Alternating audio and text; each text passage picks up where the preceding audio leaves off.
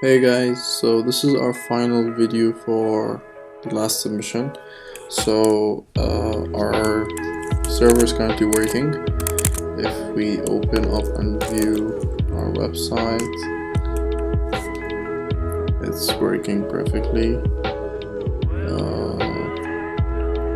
Now if you go to the login page, it assumes that you have already logged in. This is the status of your order. This is the tracking number. You have the status of the item that's dispatched, expected date to reach on this specific date. Whenever the stage is completed, it turns into green. These are temperature values and humidity values that change dynamically. These values are taken from the ESP32, so if you look at the ESP32, it's getting updated with temperature and humidity values. These values, temperature and humidity, get sent to the server using MQTT. So here I'm publishing to the server to that certain topic.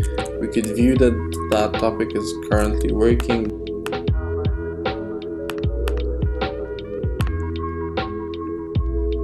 So as you can see here, our humidity and temperature values are seen. We're connecting it through the MQTT, and through MQTT we are also able to view the temperature and humidity, as we are also connecting to MQTT in the browser over here. And on successful receipt of the message, we parse it and so on and so forth, sending in the humidity and temperature to the database over in the tracking HTML using JavaScript, PAHO MQTT client over here. We do pretty much the same thing we did in the server, but on the client side constantly, and these values are reflected on the web page here, so the user could view its temperature and humidity.